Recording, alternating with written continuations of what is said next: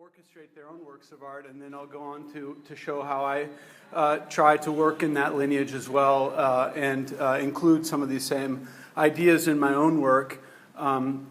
So the golden ratio is one of the things that we're going to talk about tonight predominantly.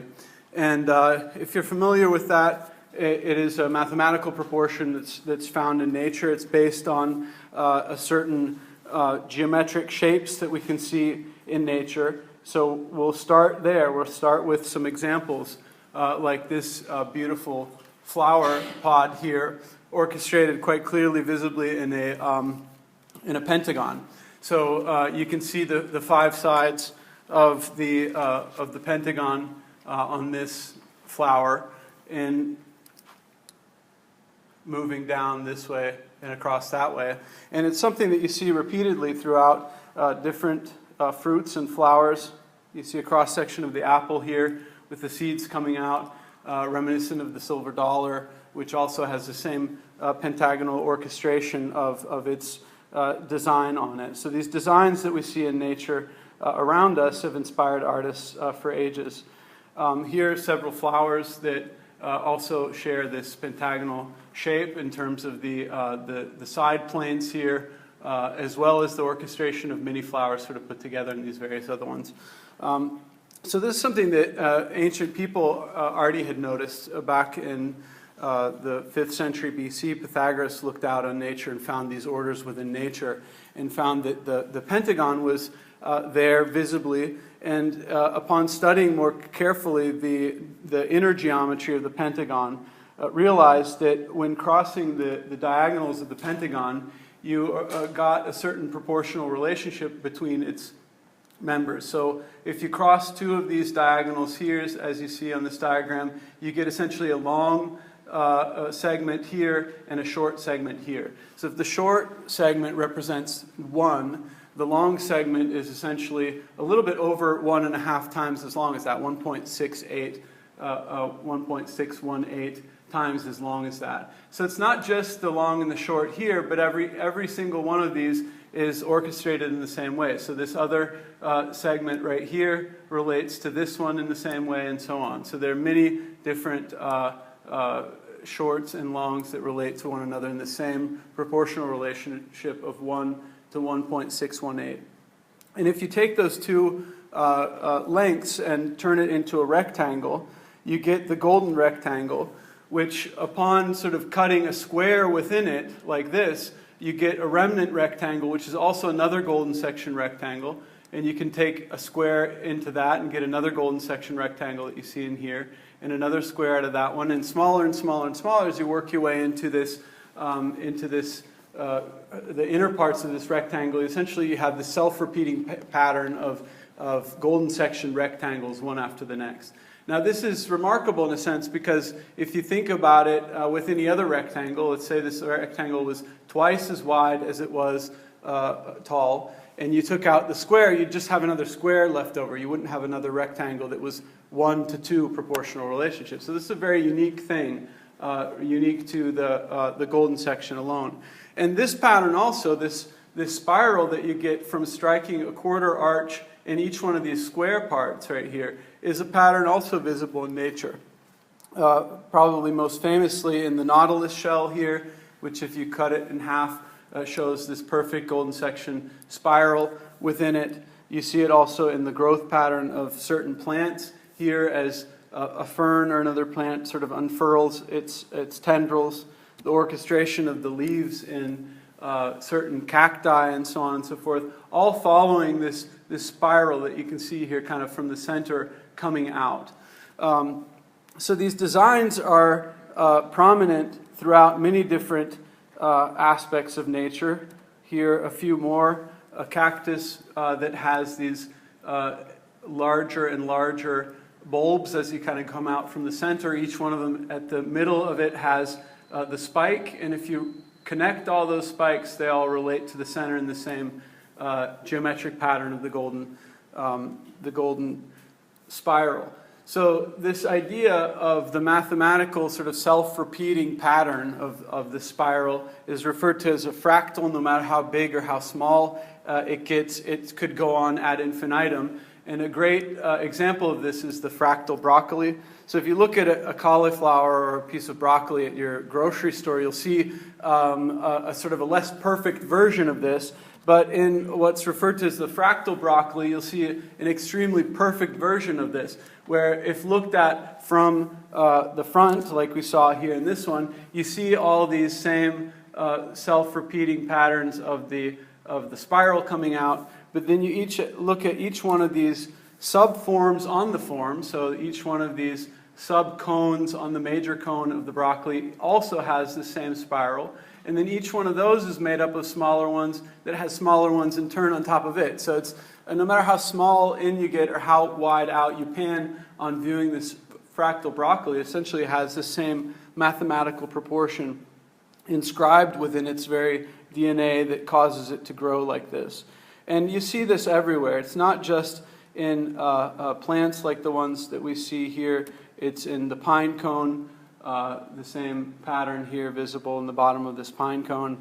The orientation or organization of the seeds in the sunflower in the center here. And that order is very striking when you see it there. Nature seems to us, in many instances, to be very chaotic, right? We can't predict really what's going on there. It seems to be brutal if we think about these extreme weather conditions. Somebody, as we were talking earlier, was talking about the harsh winter that was just here. So we are up against the elements. The elements are sort of against us. There's chaos and brutality in nature, but there's also this beauty and this order within nature that we can find in things like this. And speaking of said devastating storms, they too are orchestrated, as you can see here, after a golden section spiral. These giant vortexes that come ashore off the ocean. And furthermore, sort of the wider we pan out, the more we see it elsewhere as well. So entire galaxies here orchestrated after this golden section principle. So it's just like the fractal broccoli in a sense. The more you go into the smallest detail or the more you pan out to the widest detail, the pattern remains the same, and it's in all things. So the Greeks obviously couldn't see this. This requires a telescope of magnitudes that we've only just recently developed. But what they could see is it in every other place, including most of all in the human body. So when we look at the proportions of persons, we can see that these segments of the natural break of, say, from the fingertip to the wrist relates to the distance between the wrist and the elbow, or the elbow and the shoulder, in this 1 to 1.6 proportional relationship, or the size of the pelvis to the belly button. So relates to the distance between the belly button and the pit of the neck in the same way. So where the end of the finger falls here is in a 1 to 1.618 proportional relationship to the whole, as well as where the elbow falls here, the 1 to 1.618. So it's there within the human body in many more instances even than it is within these individual things like the pine cone or whatever that have them sort of in a singular instance.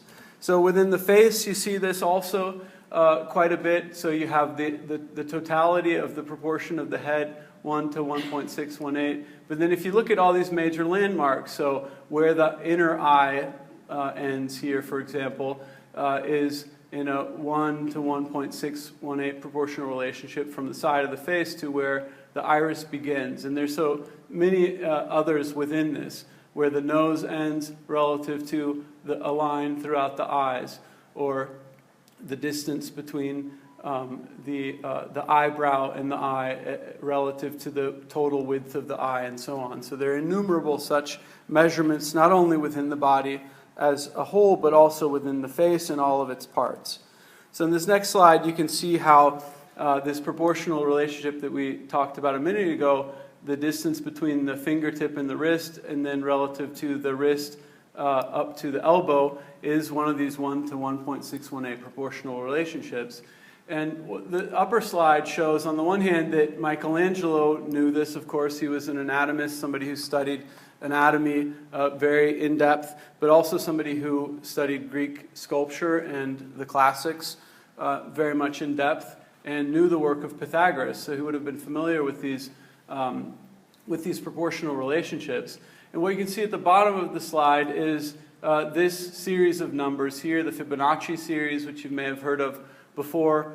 And basically what that is if you take the first one here, 0, and then 1, and then you combine those two together, you get 0 plus 1 equals 1.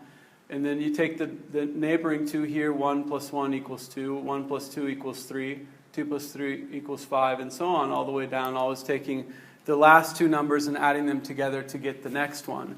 Now, if you take any one of these two numbers, 3 and 2, for example, and you divide 3 by 2, or you divide 8 by 5 or something, you get something that approximates very closely this number of 1 to 1.618. So it might be 1.62 or something like this instead of 1.618, or 1.615 or something like this, within a very close proximity or approximation of the golden section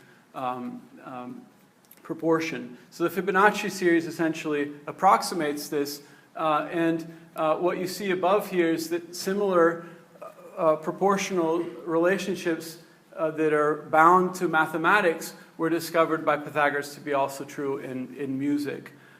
So that's a whole nother lecture that I give, but it's interesting to see that harmonies that are existent within music, very clearly audible harmonies, right? You can tell when you press two notes on the keyboard that sound good together as opposed to two that sound bad together or are in some sort of opposition to one another, that those same types of principles can hold true for visual harmony as well as these same measurements translate into something seen versus, say, something heard in the frequency of the way in which a string swings when struck. So this Fibonacci series, interestingly enough, is also something that we see in nature, in the growth of plants. So the plant starts out here with one stem, then it branches into 2, then it branches into 3, but then it doesn't branch into 6 like you might think it would, where each one of the 3 has 2 prongs coming off from it, but rather one of them stays single, so that the Fibonacci series 1, 2, 3 can go to 5 instead of some other number. And then beyond that, it moves to 8 and 13 and so on. And so the placement of the branching off of these ramifications follows golden section proportions. So we see this also within the fingers, so not only the hand to forearm to upper arm, but rather if you take the lower part of your index finger and you compare that to the middle part of your index finger versus the top part of your index finger, you have a 2 to 3 to 5 to 8 proportional relationship, these all being Fibonacci series numbers. So here it is in the form of an X-ray where the bones themselves are actually measured out for you to see very clearly. Also, other places you see this, not only in the hand, but also the ear itself approximates this golden section spiral. The teeth in their relationship to one another are in golden section proportions. So a lot of times dentists even have what's referred to as a golden section calipers, so that when you knock your tooth out, they don't just sort of rummage through a drawer of spare teeth and find one that looks like it might be approximately the right size, but rather they measure your teeth and they fashion one that would be exactly the same size as the one that you're missing. So this is a tool that can open up to varying degrees and always calculate based on a measurement taken in the calipers what the golden section proportion relationship would be. And some people have the great fortune or perhaps misfortune of being born with golden section hairdos, as we can see here. So the Greeks found this out, right? Pythagoras knew this well and shared this information to some extent secretly with his inner group of people that were starting to study music and study art.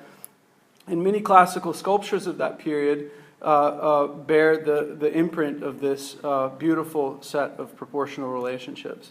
So a lot of classical sculpture will have in the relationship of the head to the torso to the pelvis, or the placement of the knee, or the end of the hand, or the elbow, and so on and so forth. All these proportions from the golden section measured out to perfection and executed to perfection. So here are just two examples. Polykleitos was one of the prominent sculptors of the time, as well as Phidias.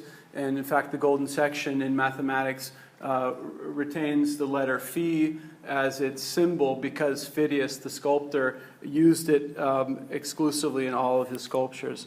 So just like the fractal broccoli, or just like the cosmos itself, which has in all of its small parts, in the facial structure, in the body at large, so too did the temples that the Greeks were building in architecture have these proportions, from the smallest detail of the face here to the entire figure in all of its proportions as we laid them out. Here, the famous Porch of Maidens at the Acropolis, but then also the distance between the individual figures as coming from the golden section, and the porch at large coming from the golden section and its measurements, and indeed the entire facade of the building coming from golden section proportions. So down to every cornice and how thick these different architectural elements are and where they're placed and so on and so forth was all dictated by golden section geometry. And this was something that you saw intermittently throughout a long sort of continuous tradition all the way up through the school at Chartres, for example, which was in the Middle Ages sort of the carrier of much of this ancient Greek wisdom. And you see here the facade of Chartres also with many of the same golden section proportions in the width of the towers, say, for example, relative to the whole rest of the distance, or these various architectural elements where they're situating the rose window relative to the distance of it to the ground, etc., all in golden section proportions to one another. So these buildings, which were meant to be cosmological in a sense, the church as representative, or the temple as representative of the cosmos at large, that place in which they were trying to, in the Christian tradition, perhaps offer all of the cosmos up to God to transform it back into something that which now is fallen but will be redeemed, was the idea with including this proportional relationship into architecture as well. So there's a perfection and something of a cosmological connotation to it that is appropriate to these buildings. But you also see it in much of other works of art, types of art. So we see it in sculpture and in architecture. You see it in painting. Here's one of Da Vinci's famous paintings of the Annunciation. And it is made up essentially of two golden section rectangles laterally on the side that dictate where the figures, the main figures of Our Lady and the angel are positioned here. But then also, if you think of it, so the golden section rectangle, which the larger one that includes also that square, which is the distance between these two smaller golden section rectangles, is there. So essentially, there's two smaller ones on the side, but they interlock with a larger one in the center.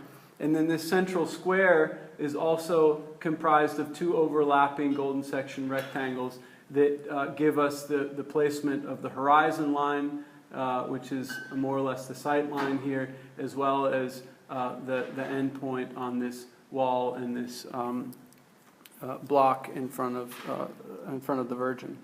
Other famous works that include this, the Mona Lisa, for example, not only the proportions of the face itself, which Da Vinci would have known also from the same sources that Michelangelo did, but the placement of the face within the totality of the width on either side of it, having a short and a long that are in this golden section relationship, and then everything essentially here in between the major landmark of the wrist and the head, the placement of the chin, the placement of the tip of the nose, etc., the end of the nose, all falling within these golden section proportions. So it was used extensively in painting too as the geometric underpinnings of works of art that we've all seen, including this work of art, another one of the very few easel paintings that we have of Michelangelo's, hangs in the Uffizi in Florence. It's called the Doni Tondo, and you have here the Holy Family in the center, the Christ child here held up by Mary and Joseph, and a whole array of figures in the background.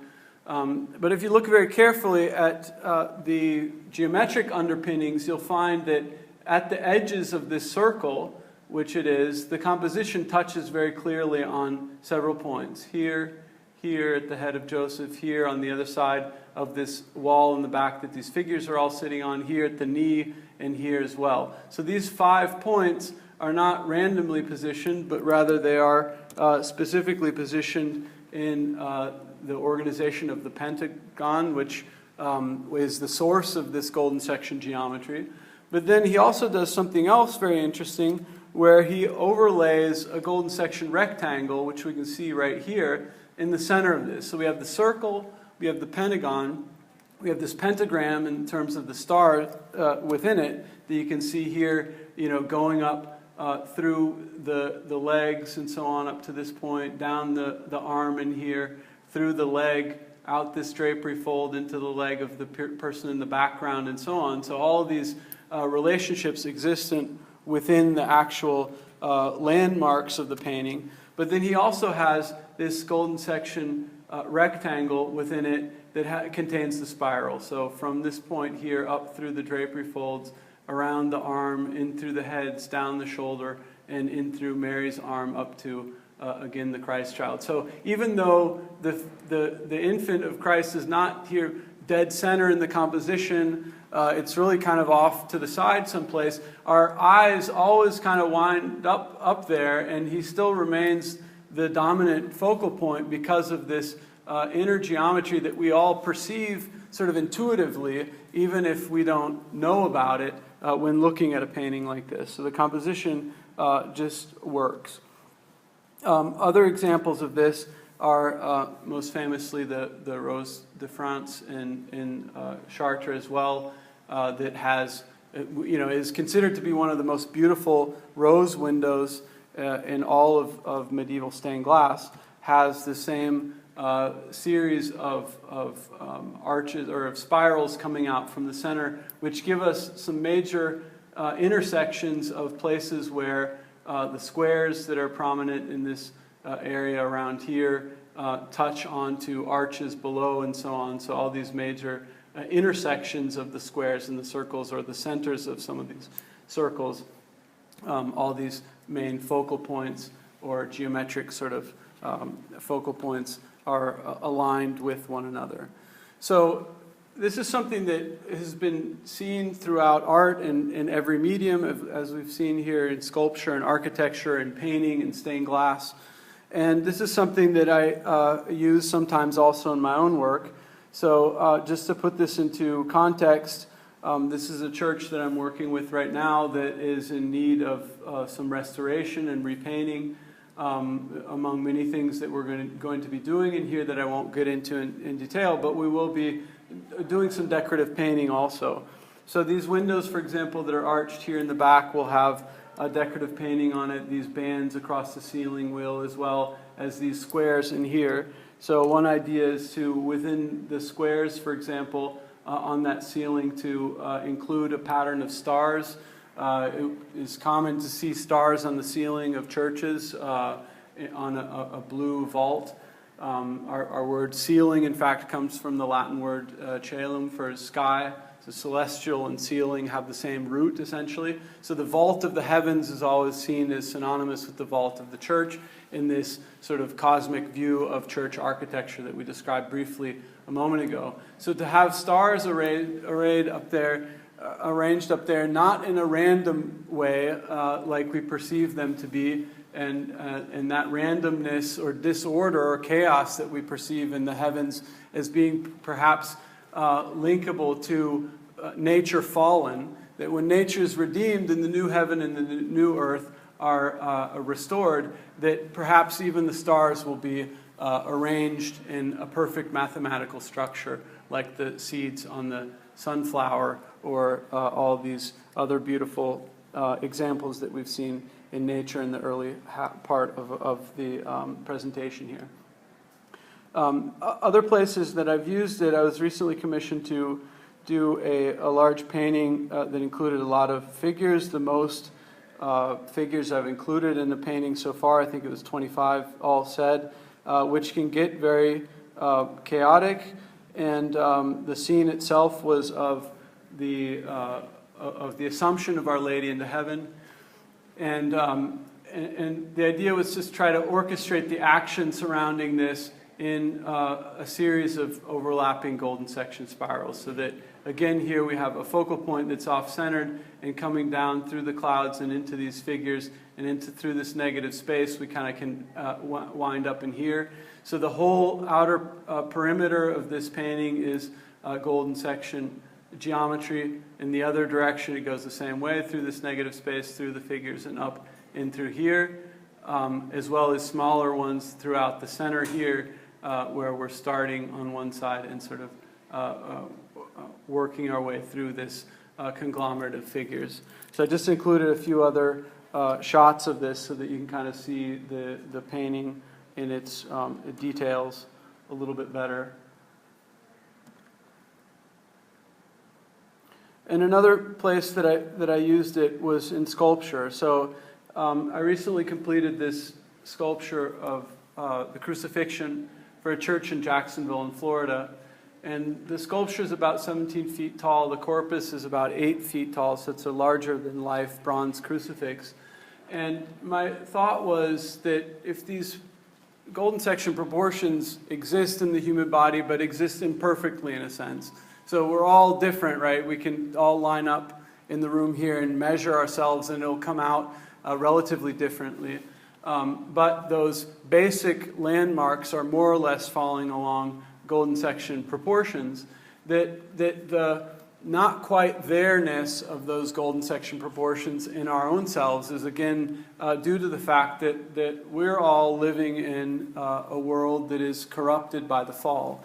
So if the idea of God was to make the body perfect within these golden section proportions, and somehow that plan was disrupted and matter itself sort of corrupts that to some extent, that Christ incarnate, God incarnate, not subject to the outcomes of the fall, would in fact have absolutely perfect golden section proportions. So my thought was to do what the Greeks were doing and try to mathematically, very meticulously impose these golden section proportions in the figure of Christ. And in a way, the more I thought about it, the more it sort of presented a striking contrast between this sort of perfect human body, but one that was struggling against gravity, against pain, the pain that it of its own accord would not necessarily have felt.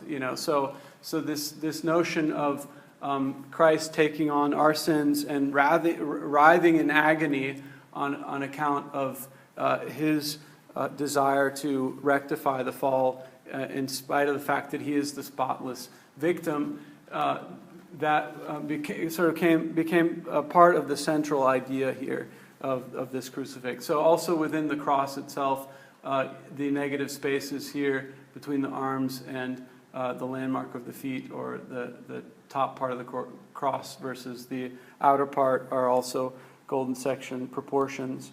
And I just wanted to conclude with a few other shots of this sculpture from different angles to show some of the details here. So thank you very much, and I'd be happy to answer any questions if there are any, and thank you all for your attention. Appreciate it.